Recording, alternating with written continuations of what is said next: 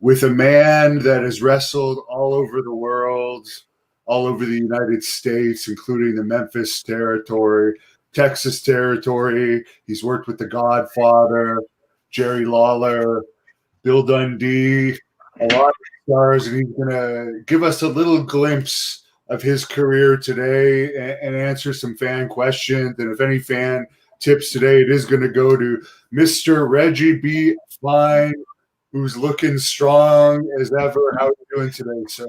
I'm fine, sir. How you doing today? I appreciate you having me on. Oh, I'm doing just great. So since we're based in Canada, and I don't think you've wrestled much in Canada, you want to just give like a glimpse of everywhere you've wrestled or a little bit about your career for people that aren't familiar with it? Okay, yes, man. I done been from USWA. Let me try to think of some of these organizations. USWA out of Memphis, CWA out of Memphis, Power Pro out of Memphis, World Class out of World Class was down in Dallas, I think. Man, my mind, I'm old now. I can't hardly think shit. World Class, yeah, I was in Dallas. WWF. I did a dog match once down in Tupelo, Mississippi for WCW, but they never did hit me back, so fuck them. That was that a TV taping that you did? Yes, sir. Yeah, WCW. Yeah, that was like, woo, I know 25 years ago. I think something like that. Maybe longer. Maybe no, it was longer than that. I say about because Brickhouse, me and Brickhouse Brown went down. You know, we was tag team partners for a long, long time. Hey man, let me ask you a question. Sure. Cause I feel a little. I'm not nervous because I've been doing this shit a long time. Do you mind I fire up this split? No, I think the fans might like that. What? I said the fans might like that if you do. I am wearing the Hannibal TV 420 sweater, so I'll fire one up too.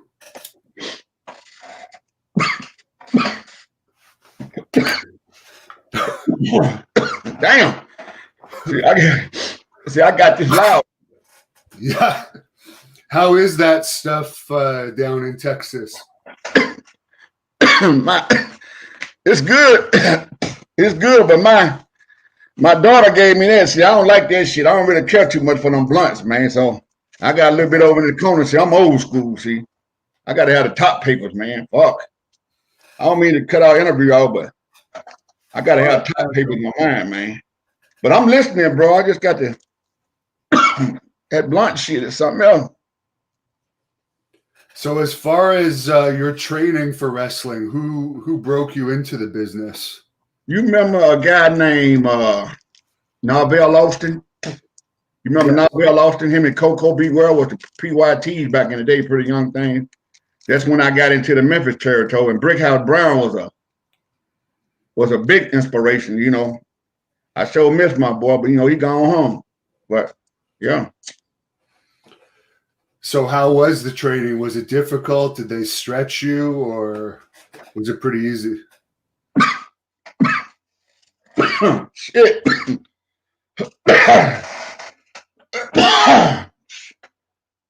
Excuse me, man. Damn, this shit good. Don't die on us.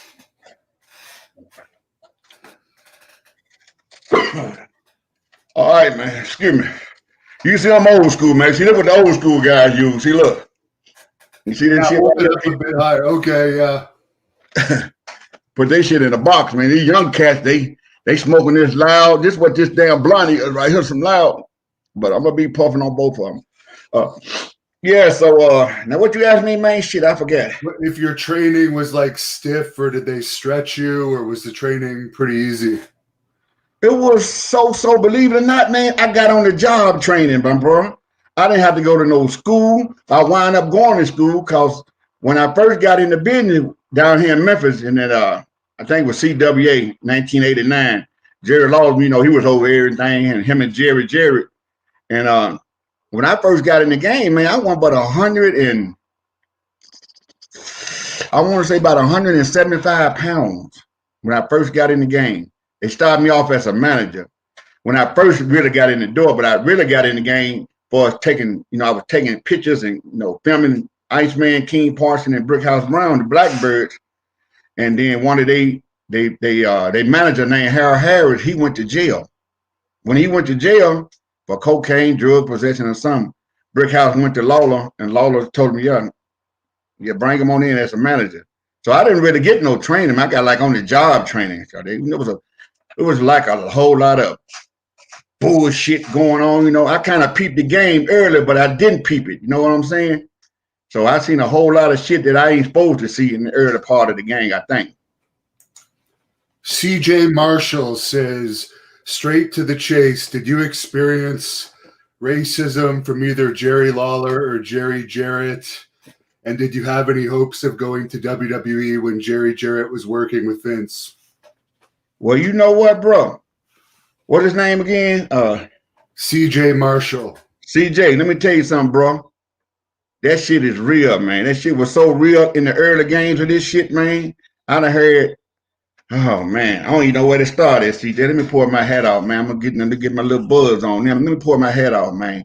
When I first got in this business, Jerry never said nothing out of it. I was scared of him. You know how you be intimidated when you're around certain people? He kind of reminded me a little bit of Vince McMahon when I first went to the WWF. They real intimidated, so you wanted to kind of like just stay out of their way. But Jerry Lawler is the one that really, really gave me a nice little push in this game, to get me over with. But all that prejudice, N-words, and all that shit, I heard a lot of that, man. And I was like, damn, did he really just say that? Do he supposed to say that, or how do that work? But I don't know if you know, man, but back in the day, 30-some years ago, it was a motherfucker, dude. Didn't nobody give a fuck if you were yellow, green, orange, black, white, or what. Only thing they wanted back then was some paper. That's all they was interested in, making some money. So motherfucker like me, man, they didn't give a fuck about me. Because we had a couple blacks in the area anyway. We had Brickhouse Brown. You had Coco Beware. You had, that's a damn shame. I just named 2 or 3 of them. That's it. Who else was down there then? I can't really think right now. It wasn't too many African American or blacks or whatever you want to call it. They weren't too many of us down there. But every other night, I would hear that word come out of Jerry Lawler's mouth. I would hear it come out of Sid Vicious' mouth when he first came in later on. See, I didn't care nothing about none of them motherfuckers. By me being so green, you know what I'm saying? I'm green as hell shit. I don't know a wristwatch from a wristlock because I never did go to school. Until later on, after about 6 months, I was in the territory. I got on this fucking steroids. I got on the fucking dope. I got on every fucking thing you can name. The first year, this is the honest truth. The first year, I went from 175 or 180 to about 280 pounds. And I was still playing a manager. I was running from people. You know how the manager play the old coward ass role. So I'm running from people and this and that. And Jerry called me to the office. He said, Reggie, I'm going to have to do something else with you. I said, okay, sir, whatever you want me to do.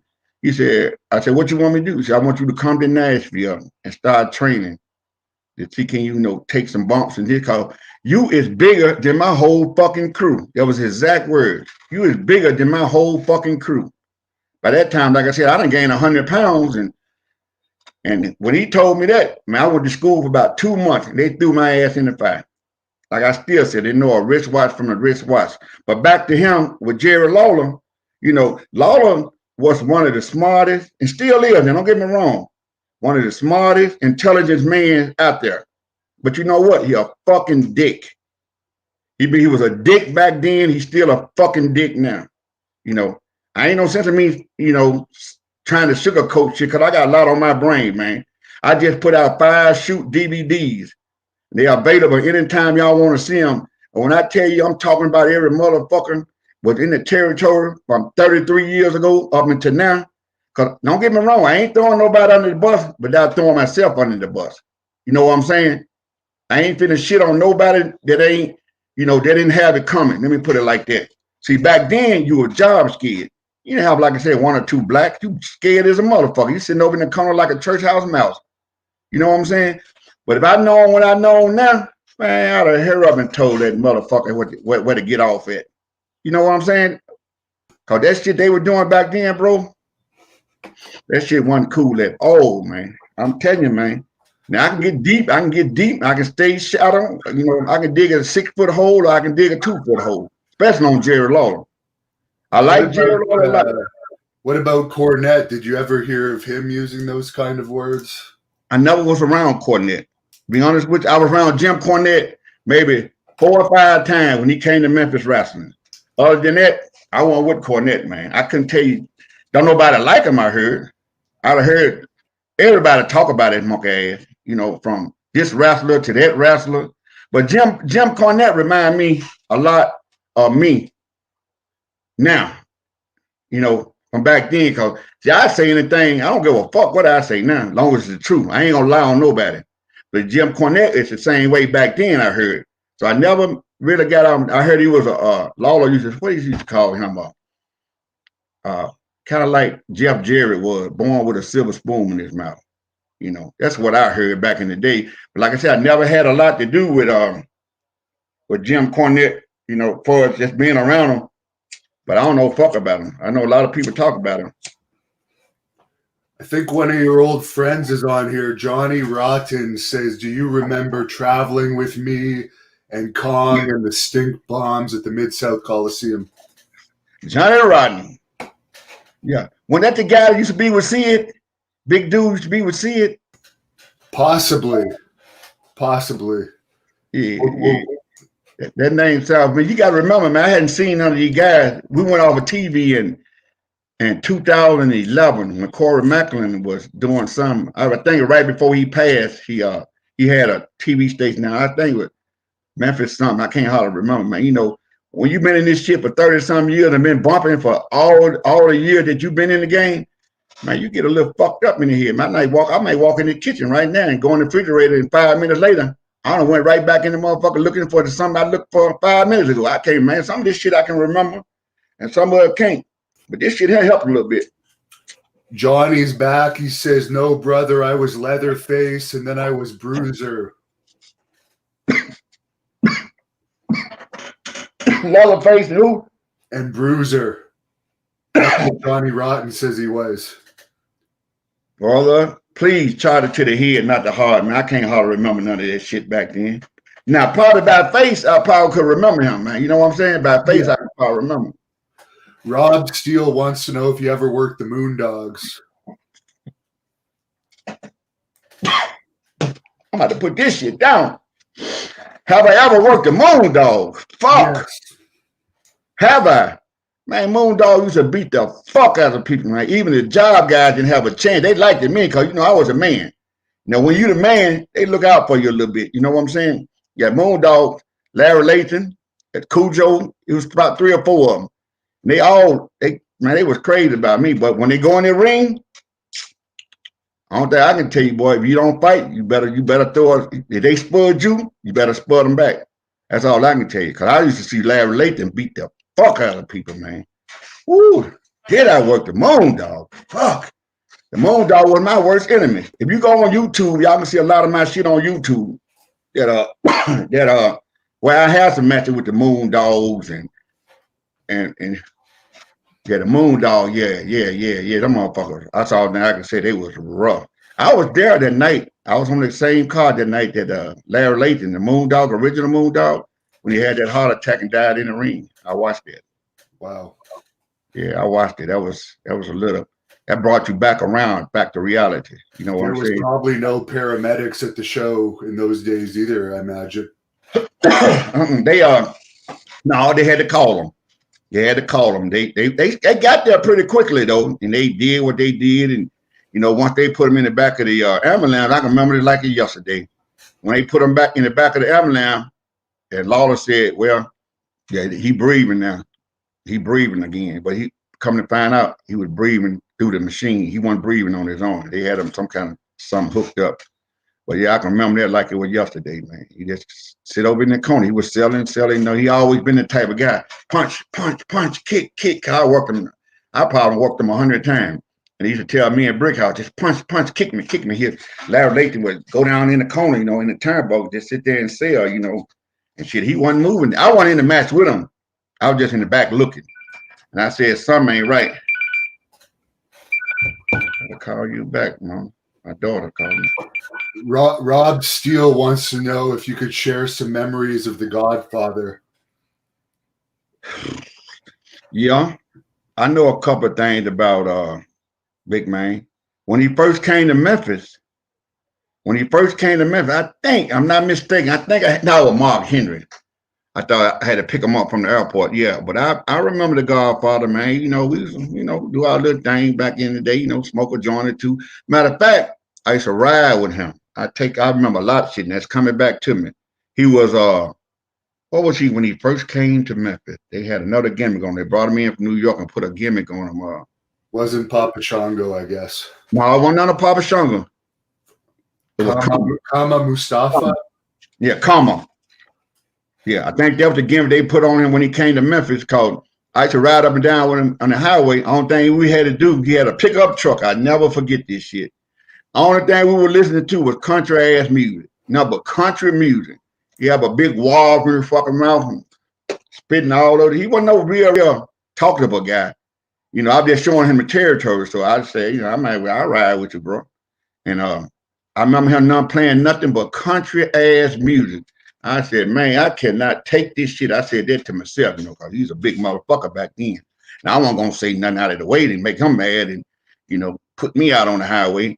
That's the only thing we were doing. Ding ding had a big ass cowboy hat on. I remember that too. And the only thing I can remember was ding ding ding ding ding ding ding ding ding ding ding, and then just spitting in a fucking cup. I couldn't stand this shit. Yeah, that's the only thing I can remember about the guy. Other than he didn't steal my gimmick. New York put that gimmick on him. I'm the first pimp. I'm the first motherfucker ever walked to the ring with white holes and black holes on my elbows and this and that and that and this. They stole that gimmick from me. Bruce Pritchard, monkey ass. Because that cocksucker never did like me. Because, I was never a wrestler. I used to talk shit and swallow spit all the time.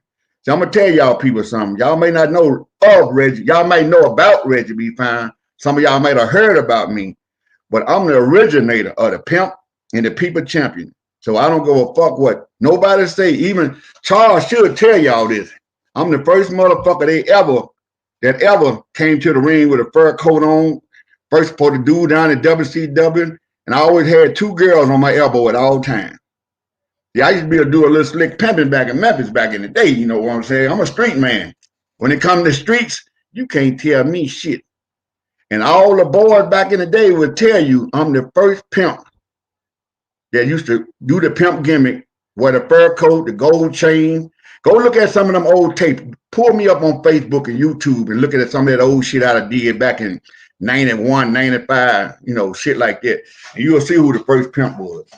And ever since they put that gimmick on him, because the only thing they ever did, if you think about it, man, only thing they ever did with that gimmick, with the Godfather gimmick, was beat him. They beat him every fucking night damn near. I could have did that shit. I was 6'3", 280 pounds. Shit, anybody can sell. That's all the motherfucker did. Get you a little shine off the top and sell from there. But anybody that, like you said, that knows of Reggie B. Phine, I'm the first motherfucker to ever do that pimp gimmick. They stole that shit from me. They stole that shit out away from under me. And even I'm gonna tell you something else. I'm gonna get off the subject a little bit. I'm moving up a little bit, but the fucking Rock. Every picture I used to sign back in the day before he even came to Memphis. You look on any of them old pictures of Reggie B. Phine and see what's on the bottom of it. You'll see the people champion. He said, I like that. I like that word, the people champion. And next thing I know, that's what they started calling him in New York. Even when I was up there, man, he said, always fuck with me about this. I'm the people champion. You know what I'm saying? I said, look at here, dude. I don't give a fuck what y'all do or what y'all say. That ain't, I didn't trademark anything, so I don't give a fuck. Y'all just making all the money. Y'all don't give a fuck about no low budget nigga like, low budget like me. So I don't give a fuck what y'all do. As long as I can finish making my money. I made more money than the average wrestler did in this game, especially in Memphis. How did you come up with the pimp gimmick, by the way? You said you were the first, and I do believe you were the first to portray that. You're telling the truth there 100%. People can look it up. But how did you come up with that idea? Was that part of your real-life persona? Yes, sir. Back in the day, pimp, ain't no sense in me lying. I used to have 2 or 3 bitches work at the script club. Back in the day, the only thing you can do is just go down there, pick up your money and, you know, go get them and give them something to eat, give them a little food or something. It used to be a strip club in Memphis way back in the day. Anybody from Memphis, Tennessee, they should know it. It's called Bottoms Up. That was right around the corner from the Coliseum. It's called Bottoms Up. I mean, I used to have two of the baddest bitches in Memphis down there. What the fuck I do with my... Yeah, you have two of the baddest. Man, one of the top people. Two of the baddest bitches you could ever want to lay eyes on in Memphis, man. But ain't no sense in me lying, man. Pimping was back then. You know, I'm old school, man. And I believe in you don't have to beat up no woman or make no that's what I'm looking for right here. Make no woman get out there and do nothing for you. But I used to be a cold piece back in the day. I remember one time bitch woke up one morning and told me, Daddy, it's raining out there. I said, it's raining? Bitch, I don't give a fuck if it's raining. Get your shit on, get your ass out there and walk between the raindrops. I don't give a fuck. Just go get my money.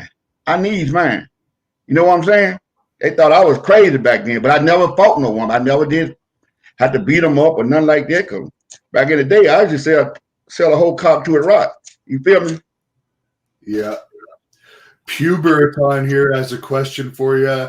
He wants to know if there was a wrestler that you thought wasn't going to make it, but then ended up making it that you've came across over the years.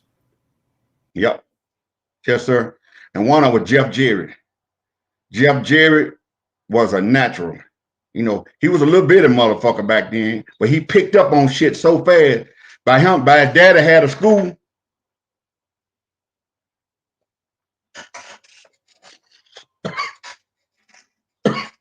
By his daddy had the wrestling school. He got on the job training too. He didn't have to pay no money. And that's one person, he was so little. And that's the only thing used to burn me up back in the day, man. I done gained 100-some pounds. Jeff Jarrett 175, 80 pounds. But you got to put them motherfuckers over. You know what I'm saying? It was a work back then. You know, Jerry Lawler and all them. Yeah, I done put Lawler over so many motherfucking times that I can tell you how many bugs was blowing in the Mid-South Coliseum every Monday night.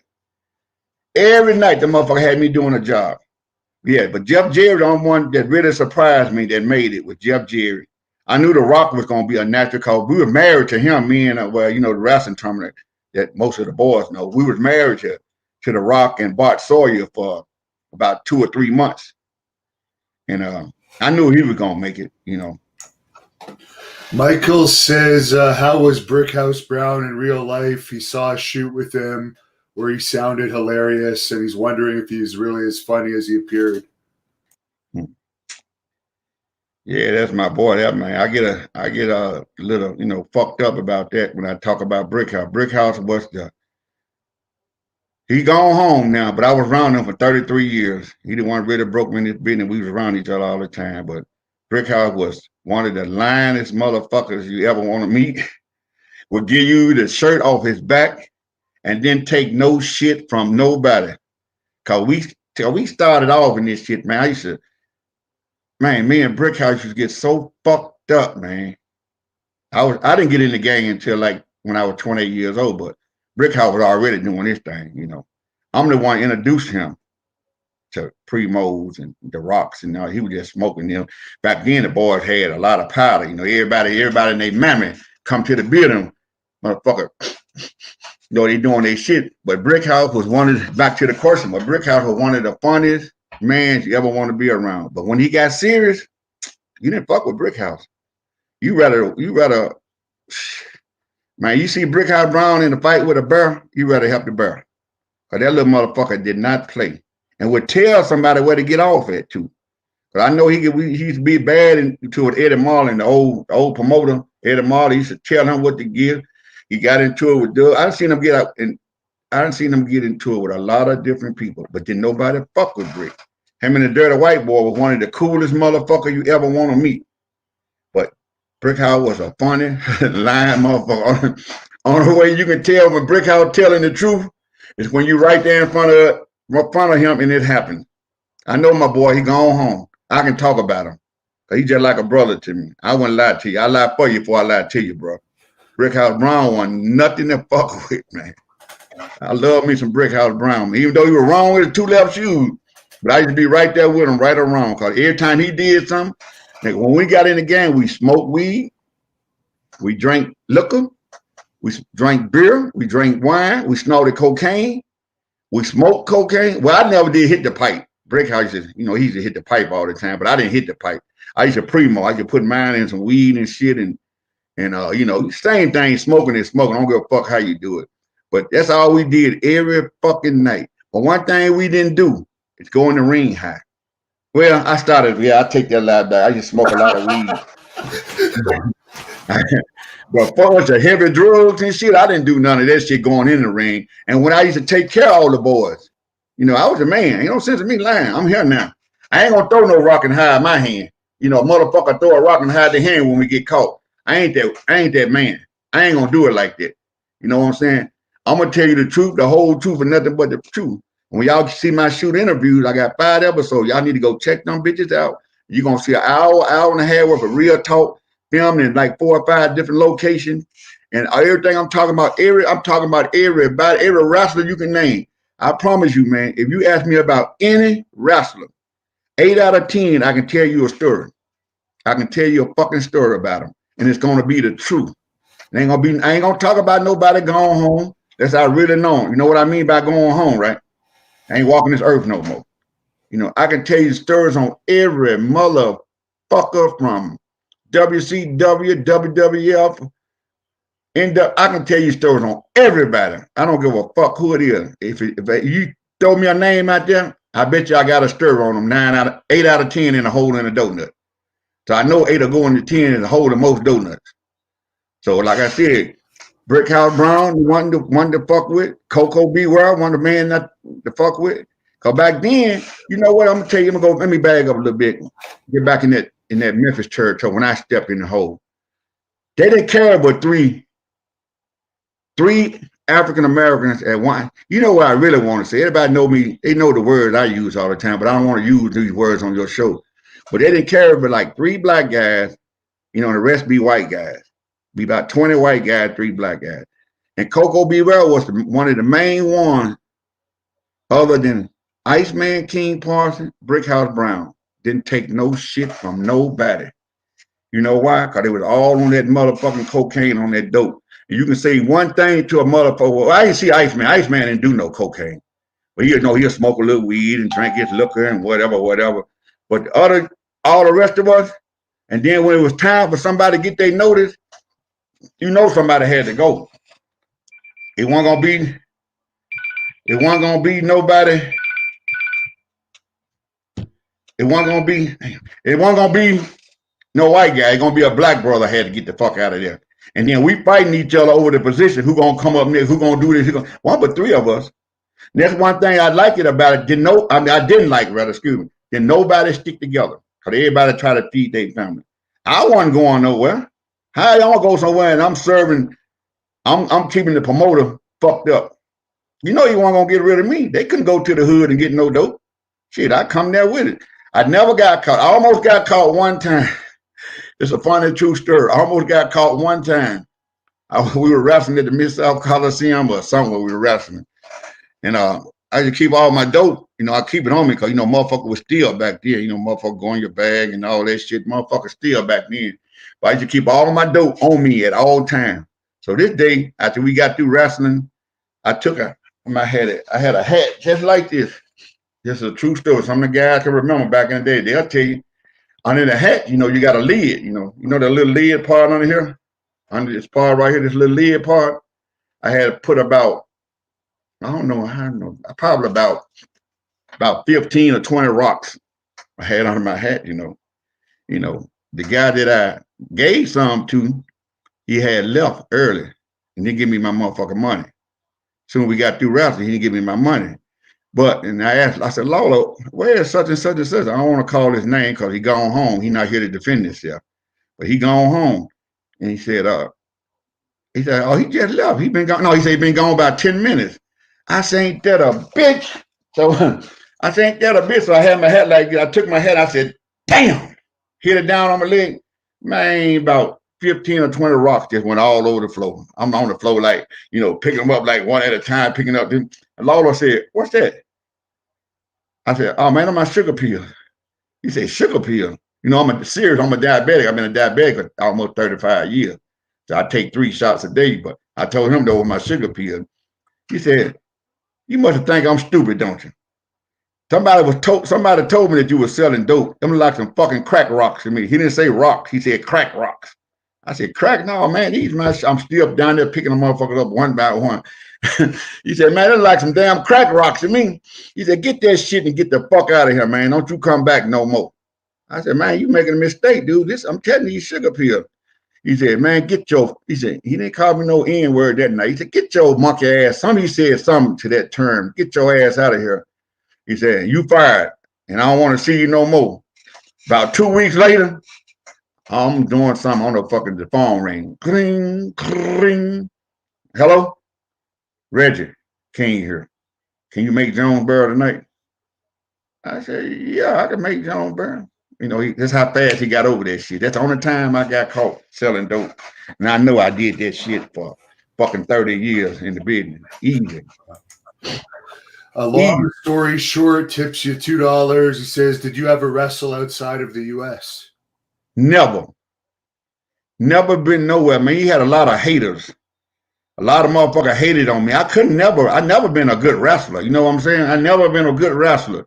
But man, I got every fucking story that you want to hear, dog. I got every story you want to hear. I had one chance, but one thing I didn't like to fly.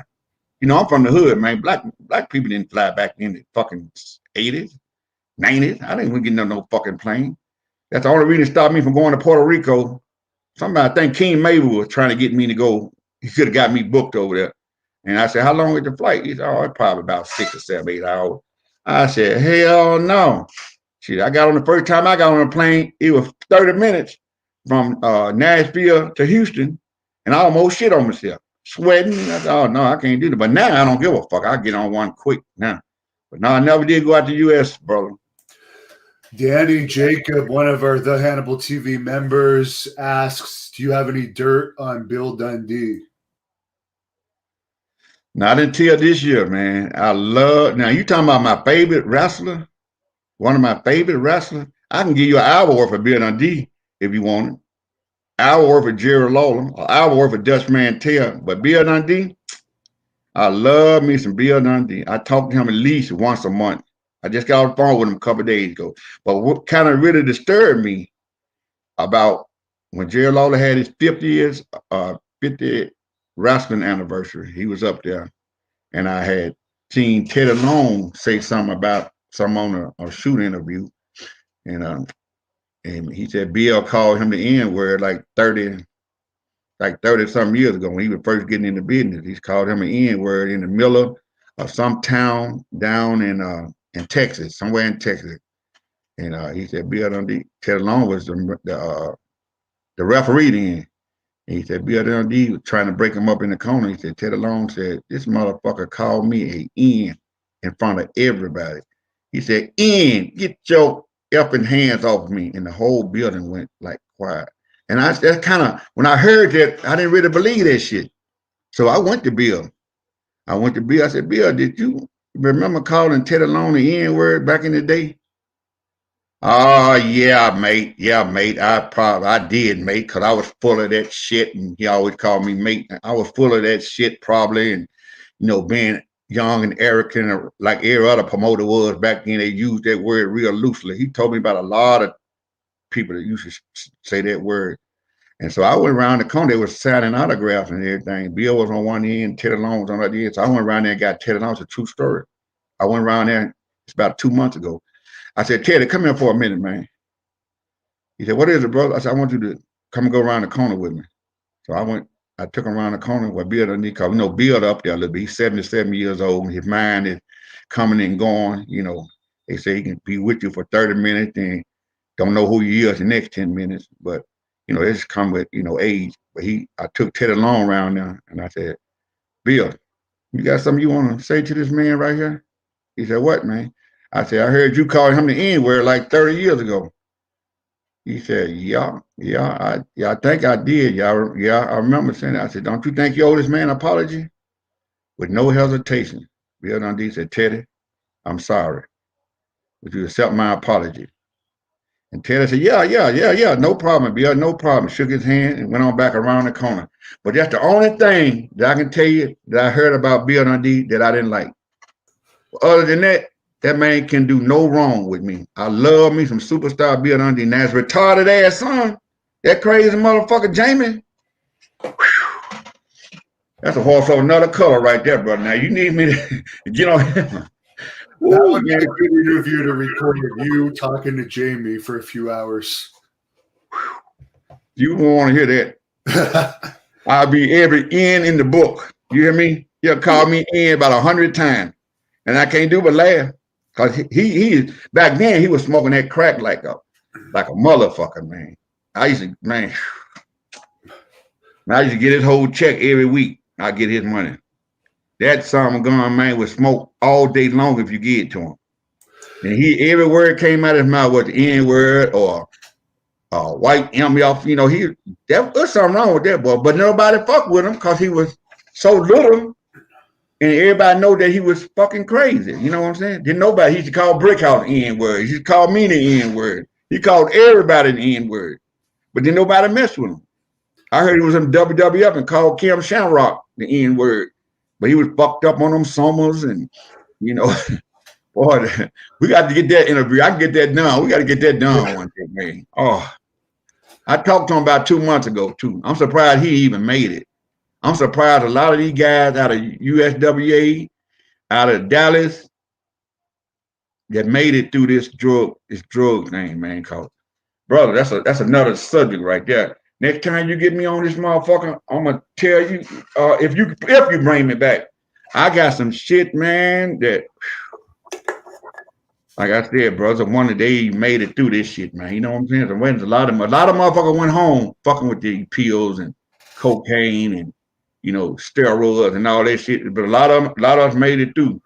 And thank the Lord you looking at one. I quit, man. When I quit smoking crack and drinking liquor and beer, I don't drink or nothing. Every now and then I may, you know, hit me a little split or something, you know, to try to keep the bugs off me, shakes off. But all this shit these young motherfuckers got around here these days, this hydro, this loud, this cricket, chronic killer, fucking cooter, all that. You probably smoking that good shit too, see? You probably got some of that good Canada shit, see? I'm about to bring something out. Here. You can go to a store on any corner and buy it. What? Oh, that's right. It's legal up there. Yeah. But Billy Jack Haynes, did you ever run into him? He said that Brickhouse Brown knew about him supposedly killing kids or some involvement in the boys on the tracks, and he said he was close to Brickhouse Brown and he used to be a big time drug dealer. Is there any credibility to those Billy Jack stories? I don't know, but I met Billy Jack one time. I used to see him in the studio. Don't get me wrong. I used to see him at the Channel 5 wrestling place all the time. I speak to him. Him and Brickhouse was just like this. That's the only man I know that came to see Brickhouse when he was dying. Billy Jack was in his apartment. One day I came up. It's a true story. Ask him. He was in that talking. We introduced ourselves again because I hadn't seen the man like about 10 or 15 years. But Brickhouse told me he was the man back in the day. And I also heard from Brickhouse Brown, you know, I don't know if it's a damn lie or what. He said Billy Jack Haynes did not play. He said that man would stretch a motherfucker in a minute. He said he didn't give a fuck who he fight. I guess that's why Brickhouse got different. I guess that's why they real cool. But I heard he would stretch a motherfucker in a minute. Yeah, I met Billy Jack a couple of times. I heard Brickhouse say, yeah, man, this used to be the man right here. Now, since you just said, you elaborated on a little bit, so I don't know shit. I never got nothing from him. I always had my own shit. I see. There's a bunch of. Were you in Nacho Libre? That doesn't. Okay, some guy has you confused. There is a bunch of people saying you look like Zeus. Do you remember Zeus? He just died. Yes, I met him a couple of times. What was he like to you? Yeah, he was. I met him when he was with. I used to do a lot of security work back in the day with different entertainers. Steve Harvey, you know, Ice Cube, all of them. They came to this one club I was working at, Tanner Lester. Yeah, I met him one time. I took a picture. I got a picture with him, Ice Cube, and Ice T somewhere. I don't know where it's at, but we talking about 85, 86. This before I even got in the wrestling game. Now, Tanner way bigger than me, man. Oh, shit. He way bigger than me. But yeah, I met him one time. Seemed like he's a cool dude, you know. But if somebody say he was just as nice and humble as anybody, you know, this wrestling gimmick. The average, I'm gonna tell you something else what I'm thinking about. The average wrestler ain't shit. You know, that persona got them where you know they build you up, they put you over, they make you the baddest motherfucker in the world. But if you get them out on the street, I bet you 7 out of 10 won't even fight. Right, motherfucker won't fight. They would not fight. Say even like Jerry Lawler, that motherfucker sit on the egg and break it. That's how soft that motherfucker is. He ain't gonna fight no motherfucker. What about Brian Lawler? People are asking about Brian Lawler. Man, that's another one of my boys, man. I love that man to death, dude. Brian, too sexy, Brian Christopher. The only thing I just hate, man, he got treated so unfair because he was, you know, out there. Be honest with you, he was out there. Everybody know he was out there. And Brian Christopher, one of the nicest men that you ever want to meet, dude. He wore his gimmick 24/7. I don't give a fuck. We was at 7-Eleven, at Walmart, anywhere we went, he wore his gimmick. The nicest man that you ever freaking want to meet, dude. I just hate, after so long, man, Lawler used to talk about him all the time, so long. You know, because he used to do crazy shit all the time. Well, he gone home. I don't really want to talk about all the crazy shit that me and him did over the years. But like 25 years, I was around Brian Christopher almost every week or every other day. We done stayed in the same places together. We done stayed in the same, he done been on my house. He done stayed in my spare bedroom so many times. But I can always think of something funny or something crazy that boy did. But the gimmick just took over, man. Just took over, man. It took over a lot of people back then, man. If he quit doing one thing, he started doing something else. He started doing something else. He quit that. It's just like it was a snowball.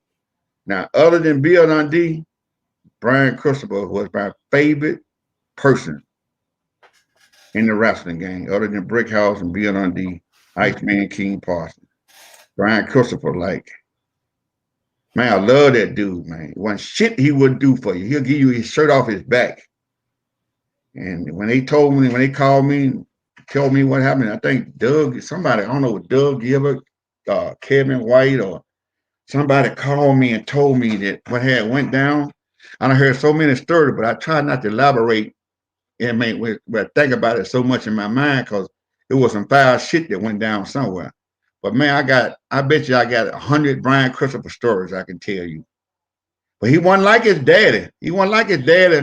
And his brother, he got a brother named Kevin. He wasn't like them. Lawler don't like black women. He'll tell you, I don't want no such and such and such, you know. But Brian Christopher will fuck a black woman. He got another son named Kevin will buy more pussy than the law allowed from a black woman. They don't want no white woman. Kevin don't. But Brian would talk to a white, but he would knock off a black guy. I know this for a fact. He would do that. But I was with him a few times. But Lawler, man, that prejudice motherfucker, he'll tell you, I don't want no black woman. I don't want nothing to do with no black woman. I said, okay, man. You know, I was just with another day. Only reason I really want to talk about this motherfucker is the shit that he been fucking me for the last 35 years. I ain't talking about literally fucking me, but, you know, a whole lot of shit that used to go down, Lawler be behind 80% of it. I did the 50th anniversary for him. You know, he had a lot of people on the card. He said, yeah, I'm gonna put you on the card. You come on down and see me and such and such and such. You know, I live in Dallas. So the day of that show, I drove from Dallas, Texas to Memphis. The day before that show, I drove from Dallas, Texas to Memphis, Tennessee, stayed over one of my son's house, got up the next morning, drove to Jackson. I get to Jackson, they got everybody set up, you know, you got a table here, like a big Comic-Con, you know, everybody got a table. Soon you walked in the big old ballpark. They didn't draw about 1,200-1,500 people, which was good through this pandemic. You know, this COVID-29 shit, a motherfucker.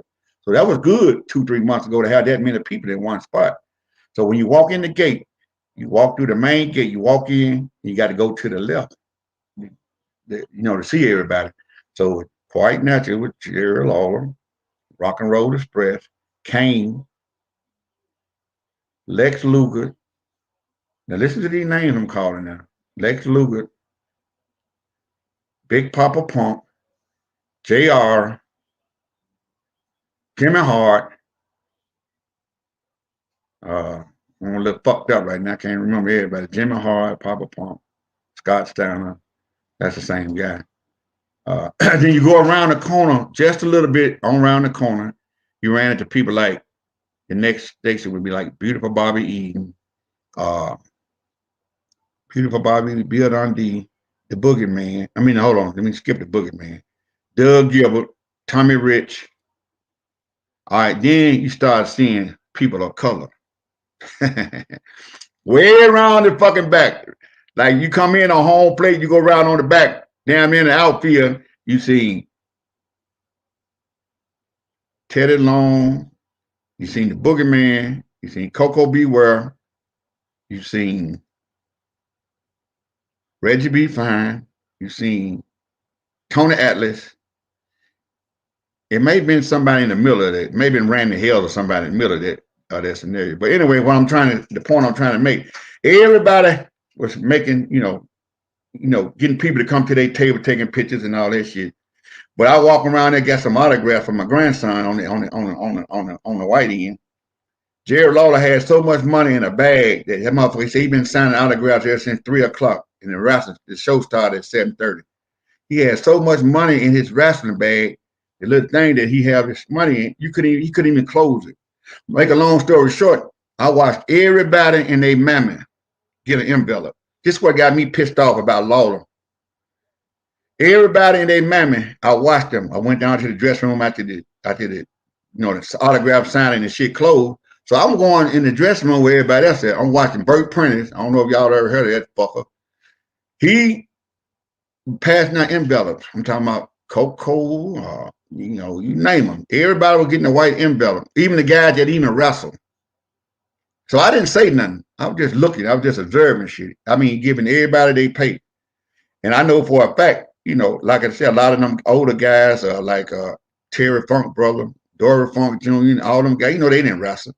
But I watched them. I sit in that dressing room. I think I was talking to Doug Gilbert or somebody. I just watched them passing out envelopes.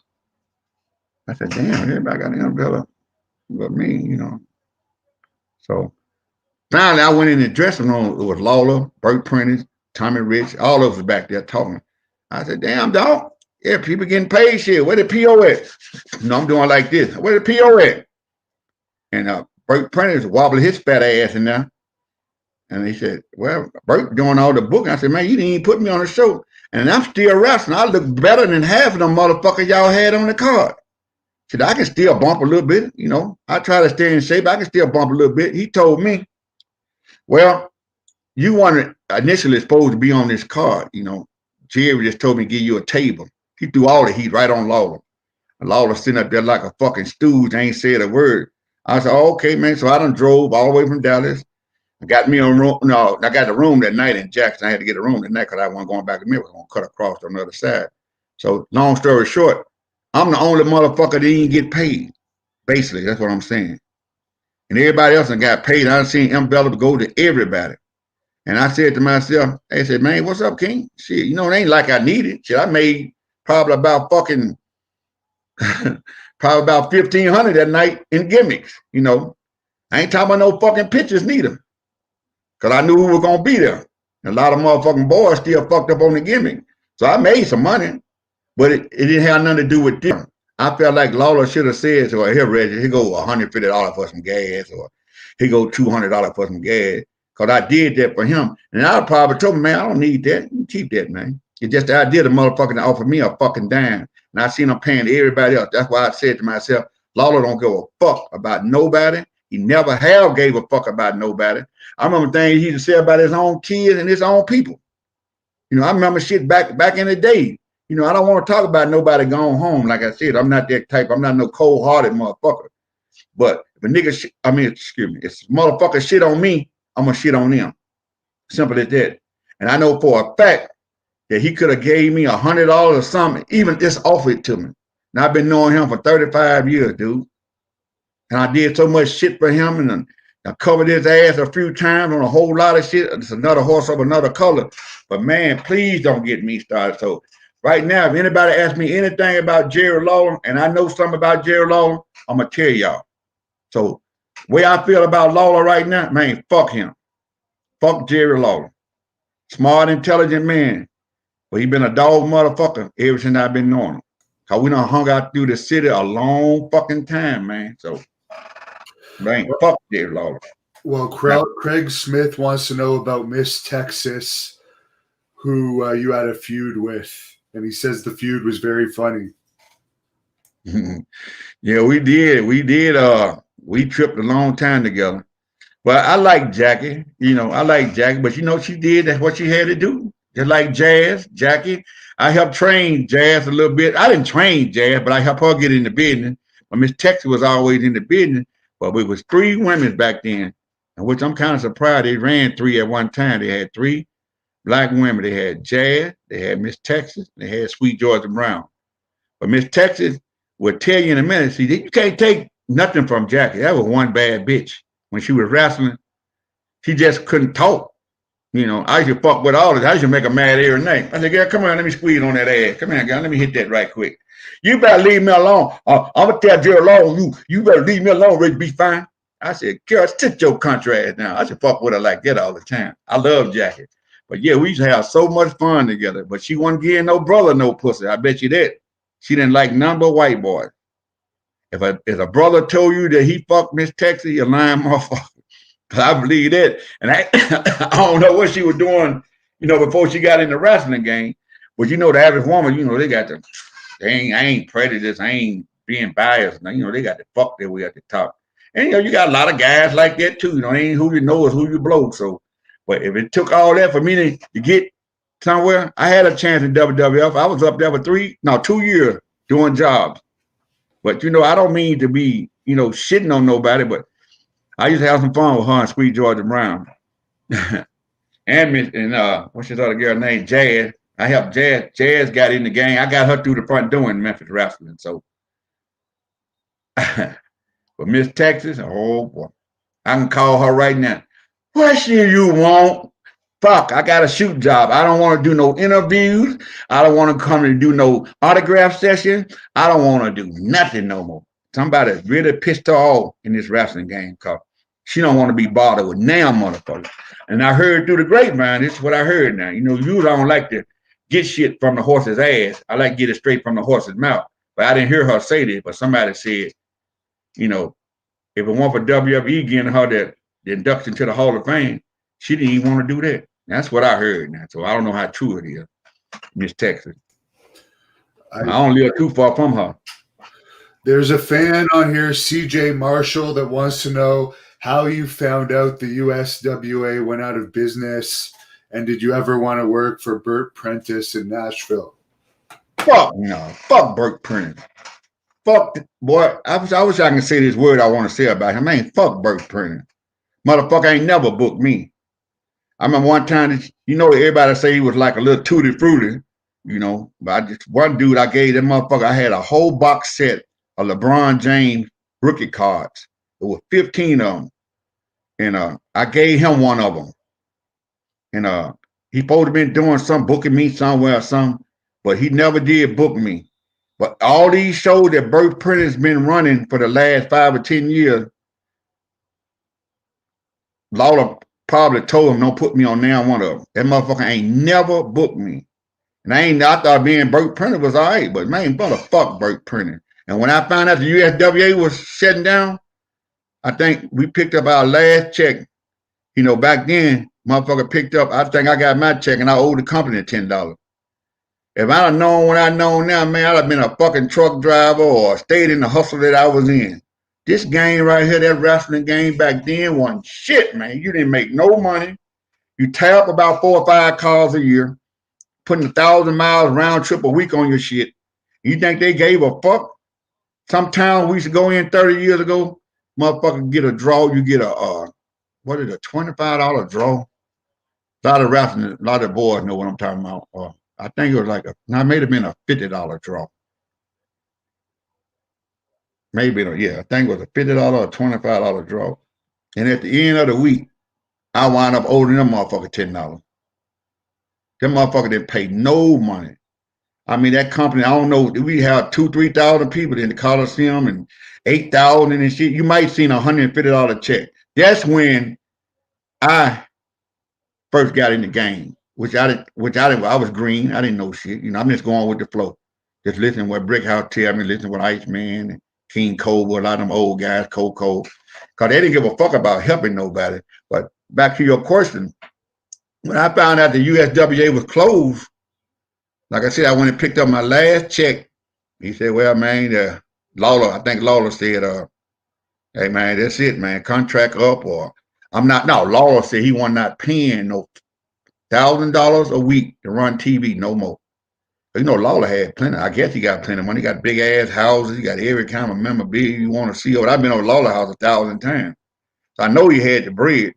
Then he was up in New York making a lot of money. He just said, man, I'm just tired of spending $4,000 a month on this TV. And I'm tired of running this shit. And every time I let somebody do the booking, then I got to come right back up and come right back in and straighten all that shit out.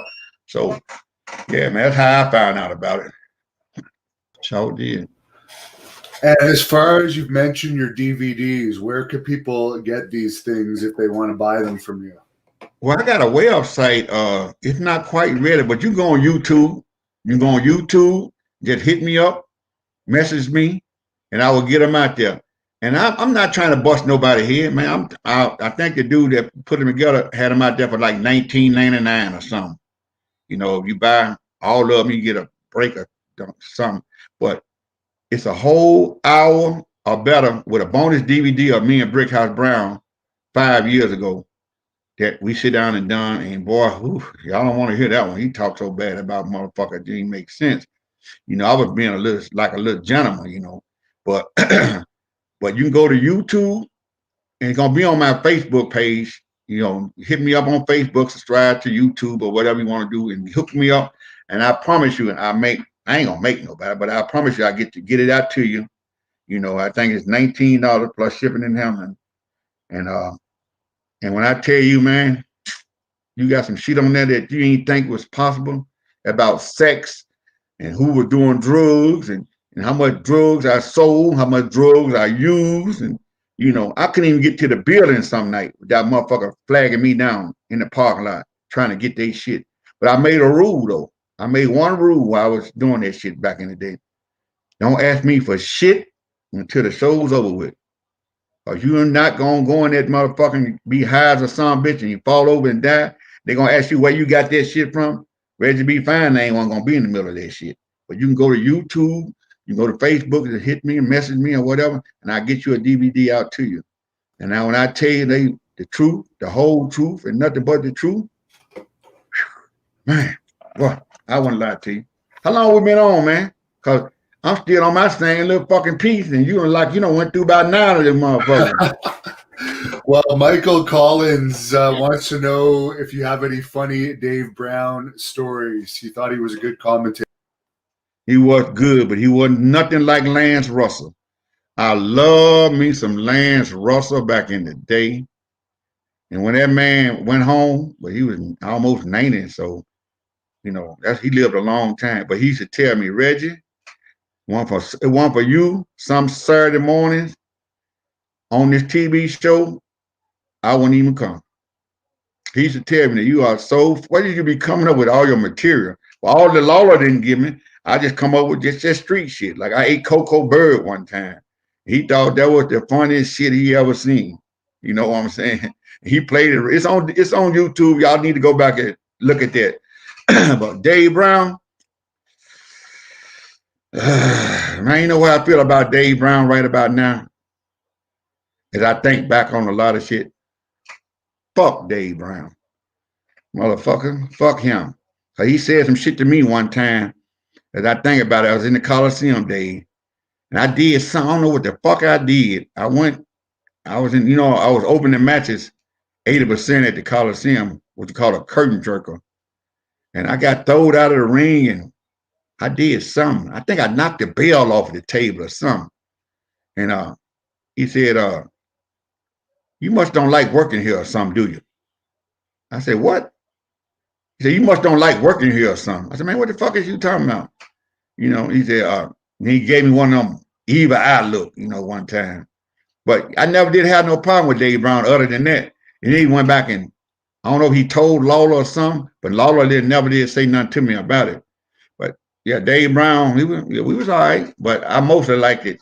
Corey Macklin was real good. They didn't give him his props. But he got on the job training. He was pretty good. But Lance Russell was the best in the world. I love me some Lance Russell back in the day, man. I think about him too, man. I'm a sensitive guy too, man. You know what I'm saying? I ain't no cause I'm big and old and you know, I got a soft spot too, man. You know, I help old lady cross the street and then rob her ass once we get across the street, you know, but you know. That's why the ladies love you so much. And Joe wants to know if you have any nightmare stories. Danny Davis and Ken Wayne? I think so.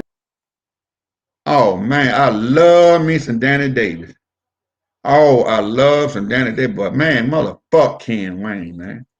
That motherfucker did about two things to me when I was coming up in the game, you know, when you're green and shit. First, Danny Davis story I got.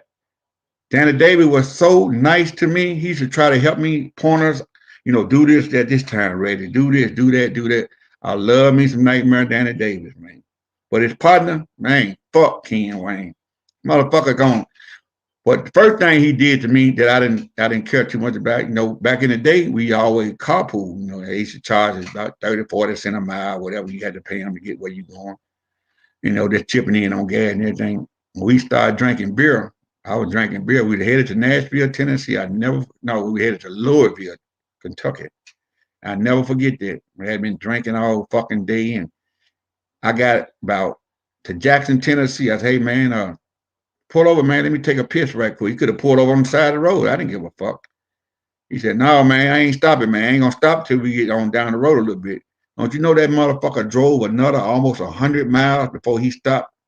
Man, my fucking kidneys were about to burst. I couldn't even hunch over to piss in the back. I wasn't pulling my shit out in the back seat with 2, 3 more motherfuckers back there. You know what I'm saying? So I held it till we got all the way on the other side of Nashville. When I went to stand up and get out the car, you know, you went to stand up like this, man, I couldn't even, my body wouldn't even unlock. And when I did finally get out the car and made it to the bathroom, I thought my motherfucking kidneys, my intestine or something burst on me. Ever since then, I don't really give a fuck about Danny Davis. And another time, not Danny Davis, Ken Wayne. Another time I seen him on the expressway. No, it's another story.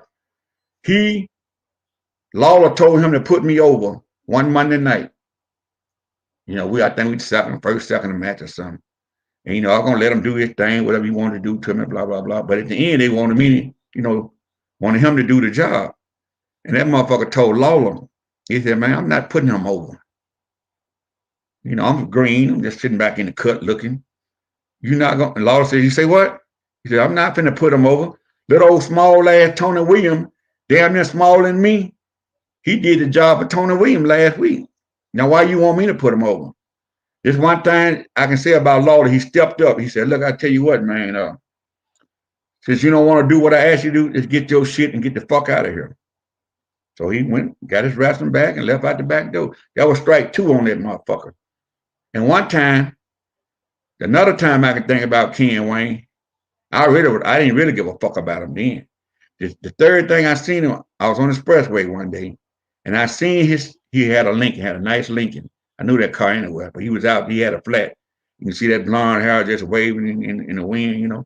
So I said, fuck, I was on the other side of the expressway. So I went down about a mile and came back around and pulled up beside him. I said, what's wrong, dog? He said, Reggie B, what's going on? He said, I got a flat, man. I ain't got no fucking spare. I'm always known to be carrying guns. I've been carrying guns ever since I was a young buck. I started to take that 9mm I had and shoot the other 3 tires and put them motherfuckers on the flat. But I said, no. I said, come on, man. I'll take you. It was a service station right around the corner. I said, come on, man. I'll take you around there and get you a tire or whatever you want to do. So I took him to the service station and dropped him off. I went on about my business. I ain't even bring him back. I said, man, I'm in here. I don't give a fuck about Ken Wayne, man. But somebody said he was locked up now. So I didn't hear that straight from the horse's mouth. I heard it from the ass now. But everybody saying it, so I know everybody ain't lying. Say he was in jail for child pornography or some shit. That's what I heard 3 or 4 people say. So I heard he been in jail about 5 or 10 years already. That's something I heard now. I don't know if it's true or not. Yes, and what you say doesn't necessarily reflect what I say, but this man wants to know, what are your thoughts on doing the Candyman gimmick? Well, they just don't know. I was the Candyman, if you understand what I'm saying. But Lawler put that on me. It's the first gimmick they put on me after I came out of training. When I thought about that gimmick, I was young and dumb. I didn't give a fuck. You know, I was on TV every week. I thought, you know, you doing this and doing that, but they beat my ass. Fuck the Candyman. Got to go out there and throw candy to the crowd and hug and little snotty nose ass kids and picking them up, smelling like shit. I said, man, I can't do this, man. I think I did that gimmick for a month. I told King, I said, man, you need to find me something else to do, man. I can't do this shit here, man.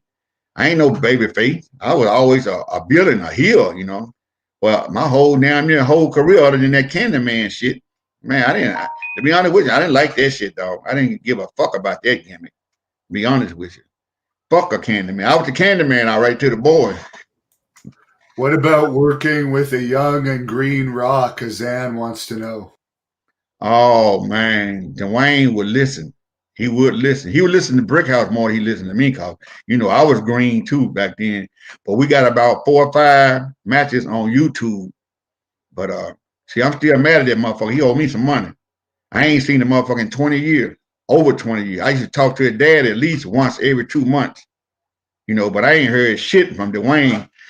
And I know that motherfucker got so much money. He owed me some money. He need to give me my $50. I want my $50, man. He didn't want like he was broke. He just didn't have the later. I don't know what we was, but she couldn't. We was at a store or something, and he couldn't change no 100, but I had a 50. She said I can change that, and I remember, if I'm not mistaken, I gave that motherfucker that $50 for him and gave it back to him in the next day. Cause he kept money. That motherfucker had a lot of money that fucking big back in the day. But he had plenty of money, and I just forgot to get it back from him. I didn't see him no more or something. I don't know, but I've been telling his daddy before his dad passed for the last 20-some years, tell that motherfucker to call me and tell that motherfucker I want my money. You know, I didn't give a fuck about no $50. But his dad used to tell me all the time, here you, Reggie, I give it to you. I said, nope, I don't want it from you. I want it from his ass. But I love working with The Rock because he was easy to work with. He would listen. He was green as a motherfucker because he didn't know a wristwatch from a wrist lock when he got down there. We were married to them about a month or two. Him and Bart Sawyer, but like I said earlier in the tape, Brickhouse really took that man on his wing. When Brickhouse, this kind of upset me a little bit too. When Brickhouse was going through all he was going through, and everybody was, you know, trying to do shows and, you know, trying to help him get his meds and all this stuff. He went for the Cauliflower Alley Club. I don't know what Brickhouse would be. And I did 2 or 3 benefit shows for him, you know, help him get all this med. But, you know, I always tell people, man, go to the doctor, guys. Get your colon checked. Women's too. I don't know if women got colon, but you know that shit a beast, man. But he never did try to reach out to him and nothing. So that's one thing that kind of pissed me off about him. I don't give a fuck that he didn't, you know, he never said nothing to me in over 20 years. How long we in, bro? Pardon me? How long are we in? Been in? We're about 1 hour and 8 minutes. I'll ask the last fan question here from the Love Master 69. What are your thoughts on Eddie Marlin? Well, as he got older in the game, I had a couple problems out of Eddie Marlin before. He was a redneck racist man too. Ain't no sense of me lying. He was racist too. I heard him told Brickhouse one time, I'll blow your black brains out if you do something. He said, I said, Brickhouse is going to kick your old ass or something. I said, he said, if you do, I'll blow his black brains out. Yes, he said that. I heard him say that out of my own mouth. He gone home. He can't say nothing about that. But he always been that kind of guy, get on your ass. Hey, if you're being late, if you can't be here in 45 minutes ahead of the show, blah, blah, blah, blah, blah, blah, don't worry about doing nothing. One time he made me go to the ring. He said, get on out there, get on. I ain't even have my boots laced up. Cause I was running late. I ain't have my boots laced up. So I got a couple of stories about Eddie Marlin.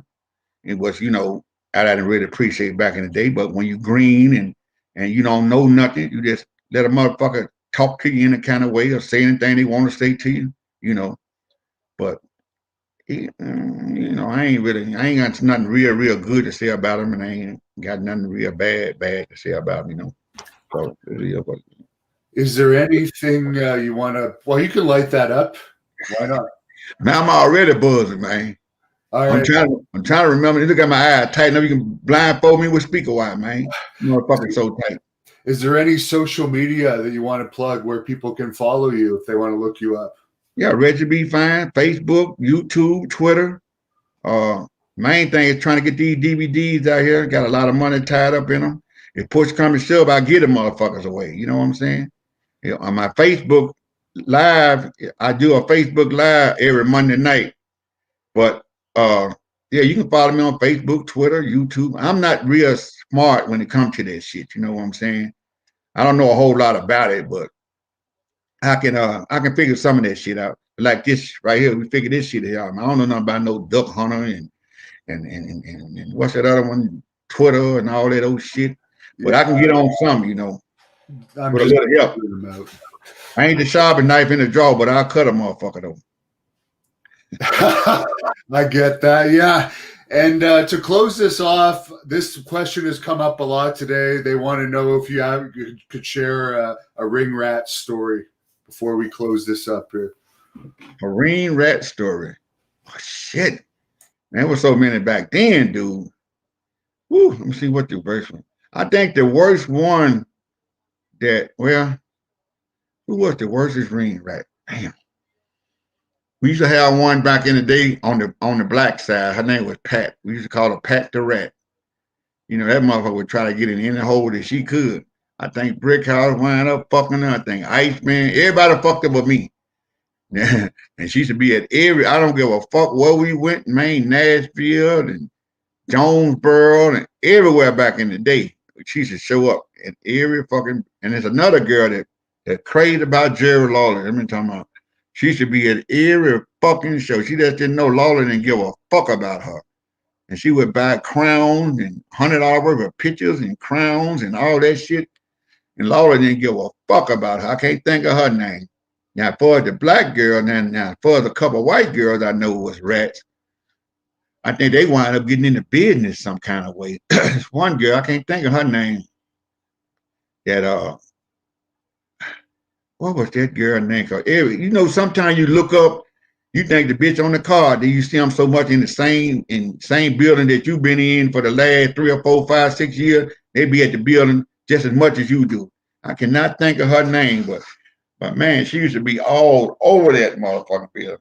Yeah, by faith, when you say rats, I don't know if you're talking about the one that the boys wind up marrying and all that old shit. I don't know nothing like that. It's all good. Well, we appreciate your time. To wrap this up, you're a promo master. Do you want to close us off with some type of promo? Let me give you a promo right here. I can always tell y'all people one thing. When you hear Reggie B. Phine speak, I'm going to speak the truth. The gang is sold, not told. You know, I lie for you before I lie to you.